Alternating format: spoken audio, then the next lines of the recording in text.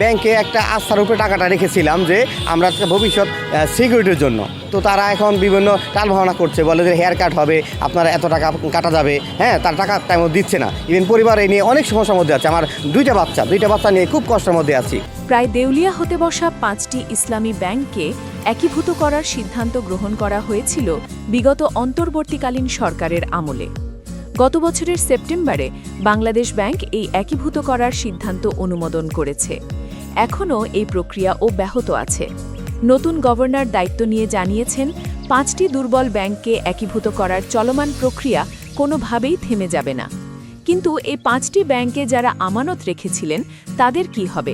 তো আমরা দীর্ঘ 6 মাস যাবত আমরা ব্যাংক থেকে কোনো টাকা পাচ্ছি না। আর গভর্নমেন্ট এখন বাংলাদেশ ব্যাংক যেটা ঘোষণা করছে আমাদের যে 2 লক্ষ টাকা করে তারা দেবে, সেটাও আমরা পেতে অনেক হয়রানির শিকার হতে হচ্ছে। বিভিন্ন তালবাহানা দিয়ে আমাদেরকে টাকাটাও পাচ্ছি না।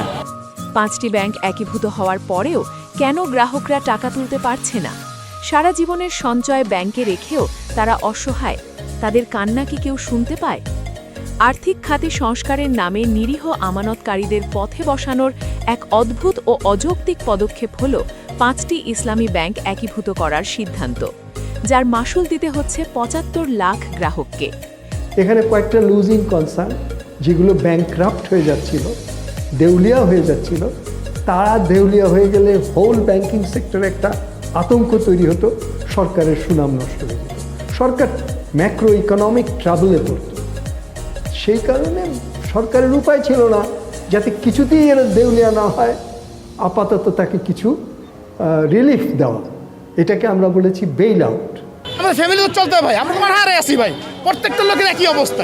এখানে যারা আছে লোয়ার মিডল ক্লাস ফ্যামিলির পোলাপান, যারা টাকাগুলি জমা রাখছে, বয়স্ক লোক, রিটায়ারমেন্টের লোক, তারা টাকাগুলি জমা রাখছে, তাদেরকে যদি টাকাটা আপনি না দেন বা টাকা যদি রিলিজ যদি না করেন, তাহলে কীভাবে সংসার চলবে? তাদের পরিশ্রমের জমানো টাকা আজ অনিশ্চয়তার মধ্যে। আপনি যেই প্রতিষ্ঠানে ডিপোজিট রেখেছেন, আপনি নিজ দায়িত্বেই তো রেখেছেন। সেখানে সরকারের দায়ভার হলো ইন্স্যুরেন্স যেটা আছে, ইন্স্যুরেন্স পলিসির আন্ডারে যেটা কাভার্ড হয় সেইটুকু দায় সরকার নিতে পারে। বাংলাদেশ সরকারের অনুমোদিত ব্যাংক হিসেবে সরল বিশ্বাসে গ্রাহকরা ব্যাংকে টাকা রাখেন। কিন্তু এই ব্যাংকগুলো যখন লুটেরাদের হাতে দেউলিয়া হয়ে যায়, তখন সরকার বা বাংলাদেশ ব্যাংক গ্রাহকদের আমানত রক্ষার দায়িত্ব নেয় না কেন?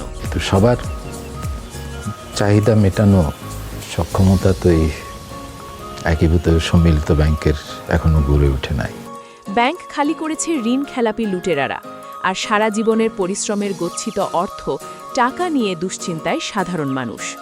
দেশের প্রায় 75 লাখ গ্রাহকের কান্না আর চাতক পাখির মতো তাকিয়ে থাকা 5টি ইসলামী ব্যাংকের দিকে।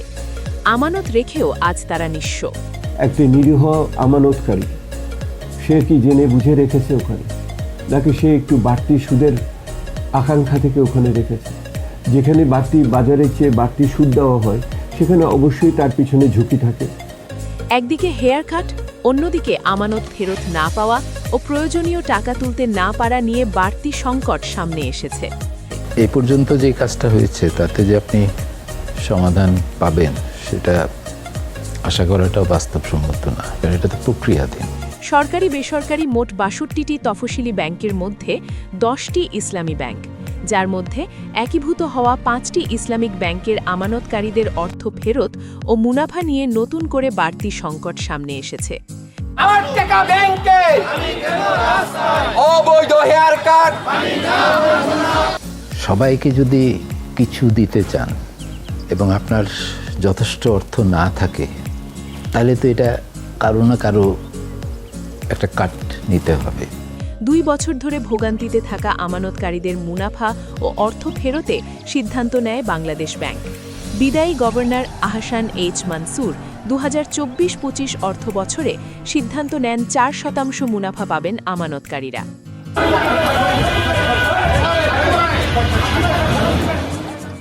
এই একীভূত করার সিদ্ধান্তেও কোনো লাভ হয়নি, বরং সাধারণ গ্রাহকদের সংকট আরও বেড়েছে। অসুস্থ ব্যাংককে এক করে আপনি যে নতুন ব্যাংক তৈরি করেছেন, এটা তো অসুস্থতারই যোগফল। কাজে সেটার যোগফল তো অসুস্থই থাকবে আনটিল ম্যানেজমেন্টে পরিবর্তন ঘটে। তাদের এখনো পর্যন্ত একীভূত করার প্রক্রিয়া শেষ করতে পারেনি বাংলাদেশ ব্যাংক।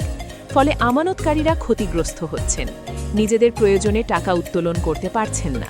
আপনি বলেছেন যে 2 লাখ টাকার বেশি আপনি দিবেন, তার মানে এই সন্দেহ তৈরি হবে কেন আমাকে 2 লাখ টাকার বেশি দিবেন না। আপনি যে টাকাটা দিয়ে আপাতত মৃত্যুর হাত থেকে নিজেকে বাঁচালেন, তার মানে আপনি মৃতপ্রায় হিসাবে আছেন। বাংলাদেশ ব্যাংকের তথ্য মতে প্রায় 75 লাখ গ্রাহকের 1,42,000 কোটি টাকা আমানত রয়েছে, যেখানে একীভূত হওয়া 5টি ইসলামিক ব্যাংকের ঋণের পরিমাণ 1,93,000 কোটি টাকা, যার বড় একটি অংশ খেলাপি ঋণে বন্দী। বিকল্পটা আর কি, মানে বিকল্প ছিল যে এগুলোকে অবসায়ন করা।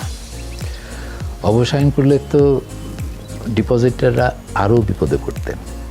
হেয়ার কাটের মাধ্যমে আমানতকারীদের টাকা কেটে নিয়েও এই 5টি ব্যাংকই সংকট সমাধান করতে পারবে? প্রশ্ন থেকে যায়। যেখানে প্রতি মাসে 5টি ব্যাংকের কর্মচারীদের বেতন ভাতা সহ পরিচালনা খাতের ব্যয়ই 350 কোটি টাকা, সেখানে 5টি ইসলামী ব্যাংক লাভের মুখ দেখবে কবে? আর আমানতকারীদের টাকাই বা ফেরত দেবে কিভাবে?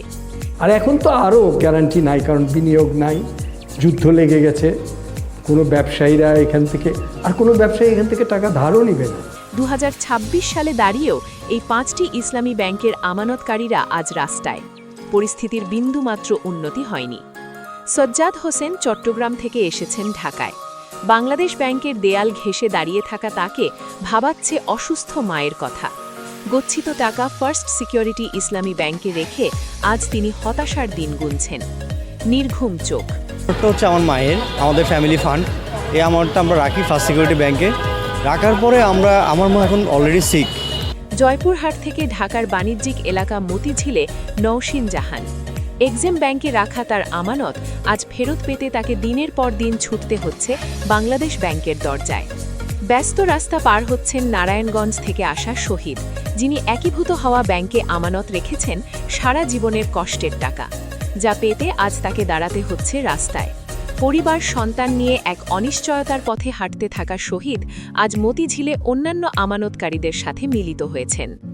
মোহাম্মদ খসরু একজন চাকরিজীবী, সারা জীবনের পরিশ্রমের বেতন আর পেনশনের টাকা রেখেছিলেন একীভূত হওয়া ব্যাংকে, যার পরিমাণ প্রায় কোটি টাকা। বৃদ্ধ বয়সে স্ত্রীকে হারিয়ে আজ তিনি একমাত্র সন্তানকে নিয়ে দিশেহারা। কবে পাবেন তার সারা জীবনের কষ্টের আমানত? কবে স্বাভাবিক হবে এই একীভূত ব্যাংক? আসাদুল হাসান কর্মজীবনের পরিশ্রমের টাকা রেখেছিলেন চট্টগ্রামের মতিঝিলের গ্লোবাল ইসলামী ব্যাংকের শাখায়। তার পেছনে প্রেক্ষাপটের ক্যামেরা। ব্যাংকটির শাখায় প্রবেশ করলেন আসাদুল, কিন্তু সাংবাদিক প্রবেশে বাধা। তাই বাহির থেকে ক্যামেরায় ধরা পড়ল একজন ব্যাংক কর্মকর্তার সাথে আসাদুলের বাক্য বিনিময়। বাধা তোয়াক্কা না করে ক্যামেরা আসাদুলের কথা শুনতে চায়। এসএম আলমগীর পেশায় একজন শিক্ষক। শরীরে হার্টের রোগ নিয়ে আজ তিনি আমানত ফেরতের আশায় ছুটছেন ব্যাংকে। বছরের পর বছর তার আমানত ফেরত দিতে অপারগ ব্যাংক।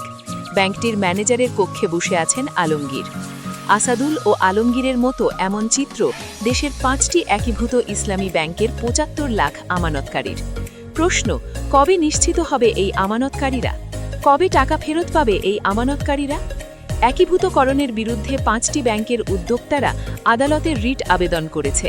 5টি ব্যাংকের অর্থ ফেরতে জটিলতার জন্য অভিযোগের তীর সাবেক গভর্নরের দিকে।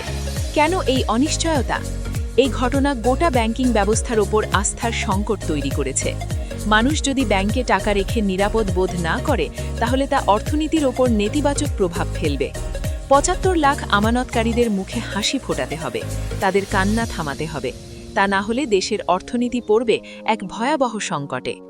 আমানতকারীদের টাকার রক্ষক বাংলাদেশ ব্যাংক এবং বাংলাদেশ সরকার। একীভূত 5 ব্যাংকের গ্রাহকরা যে হয়রানির শিকার হচ্ছেন, তাতে করে মানুষের ব্যাংকের প্রতি আস্থা নষ্ট হবে। জনগণ ব্যাংকে টাকা রাখতে নিরাপদ বোধ করবেন না। আর নিশ্চিতভাবেই এই অবস্থা দেশের অর্থনীতিতে বিরূপ প্রভাব ফেলবে। তাই দ্রুত আমানতকারীদের কান্না থামাতে হবে এবং তাদের কষ্টের টাকা ফেরত দিতে হবে। আজ এ পর্যন্তই। আগামী পর্বে দেখা হবে নতুন বিষয়ে। আমরা জানব নতুন কোনো কিছুর অনুসন্ধান। সকলে সুস্থ থাকুন, নিরাপদে থাকুন।